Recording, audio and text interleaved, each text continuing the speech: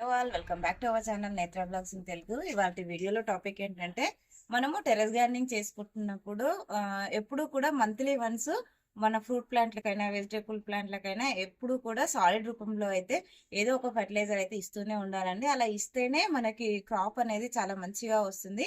అదే నేల మీద వేసుకుంటే మనము మంత్లీ వన్స్ ఇవ్వాల్సిన అవసరం అయితే ఏమి ఉండదండి.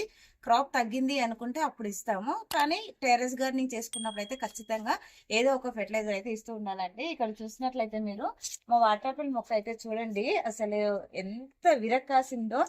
చెట్టు కూడా చూడండి ఎంత చిన్నదో, కానీ దీనికి పూత అనేది చూడండి ఎంత బాగా రావడానికి నేనైతే వీక్లీ వన్స్ ఏదో ఒక లిక్విడ్ ఫర్టిలైజర్ అయితే ఖచ్చితంగా ఇస్తూ ఉంటానండి. అంటే అన్ని మొక్కలకి ఇచ్చేదే దీనికి కూడా ఇస్తాను, సపరేట్గా దీనికంటూ ఏమి ఇవ్వను. కానీ సాలిడ్ రూపంలో ఇచ్చినప్పుడు ఈ టైంలో అయితే సాలిడ్ రూపంలో మనం ఖచ్చితంగా ఫెర్టిలైజర్ అయితే ఇచ్చుకోవాలండి.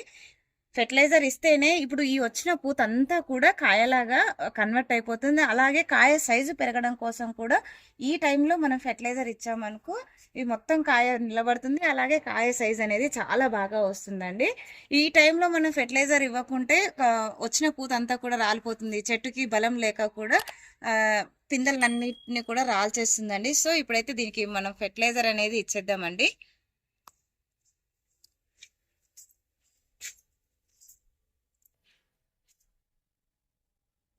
ఇక్కడ చూస్తున్నారు కదండి, ఇదైతే పశువుల ఎరువు అండి.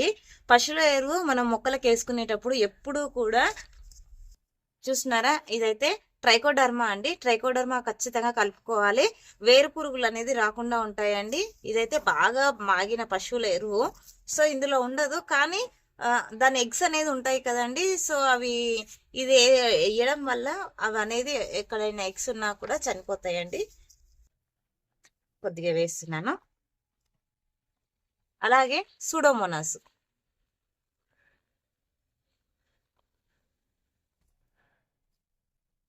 ఇప్పుడు మనకి ఆ వాటర్ ఆపిల్కి అంత పూత బాగా వచ్చింది కదండి. ఆ పూత అంతా కూడా కాయగా కన్వర్ట్ అయ్యి మంచి సైజ్ రావడం కోసం, బలం కోసం అయితే బోన్ మిల్ అండి. బోన్ మిల్ లో రిచ్ కాల్షియం ఉంటుంది కదండి, అందరికీ తెలిసిందే. సో ఇది ఇవ్వడం వల్ల మొక్క గ్రోత్ అనేది చాలా బాగుంటుంది. అలాగే వచ్చిన కాయ కూడా సైజ్ పెరగడానికి బోన్ మీల్ అనేది ఉపయోగపడుతుందండి. ఈ బోన్ మీల్ వాడని వాళ్ళ కోసం అయితే నెక్స్ట్ వీడియోలో ఏం వాడాలనేది కూడా నేను వీడియో షేర్ చేస్తాను. అలాగే ఆ పూత వచ్చింది కదండి, పూత అంతా కూడా మంచిగా కాయగా కన్వర్ట్ అవ్వడం కోసం మస్టర్డ్ కేక్ అండి. కొద్దిగా ఎక్కువ వేసుకోవద్దు మస్టర్డ్ కేక్ అనేది. ఇప్పుడు ఇదైతే మొత్తం కూడా ఇందులో కలిసే విధంగా కలుపుకుంటున్నాము. పశువుల ఎరువు లేని వాళ్ళైతే నార్మల్గా మనం వర్మీ కంపోస్ట్ కూడా కలుపుకోవచ్చు అండి. వర్మీ కంపోస్ట్ లేకపోతే మనం కిచెన్ వేస్ట్ కంపోస్ట్ చేసుకుంటాం కదండి, అది కూడా ఏదైనా సరే పూత పింద టైంలో ఏదన్నా ఖచ్చితంగా ఏదో ఒక ఫెర్టిలైజర్ ఇస్తే మనకి వచ్చిన పూత అంతా కూడా నిలబడి కాయగా కన్వర్ట్ అయ్యి మంచి హీల్డ్ అనేది రావడం కోసం మనం మంత్లీ వన్స్ ఇలా వేస్తూ ఉండాలండి. చూస్తున్నారు కదా, ఇలా మొత్తం కలిపేసుకున్న తర్వాత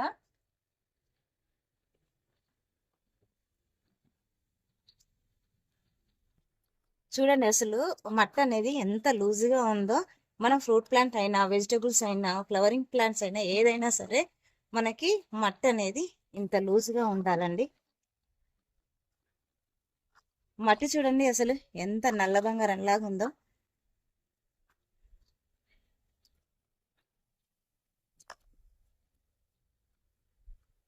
ఇప్పుడు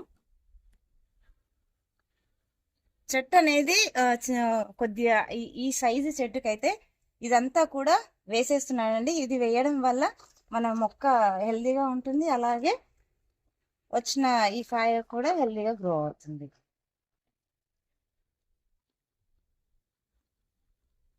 ఇలాగా కిందికి మీదికి మన మొక్క యొక్క వేర్లకి మంచిగా బలం అందేలాగా కనిపేసుకొని నిండుగా వాటర్ చేసేయాలండి. ఇలాగా మనము ఏ ఎరువులు ఇచ్చినా సరే ఖచ్చితంగా వాటరింగ్ అనేది చేసుకోవాలండి.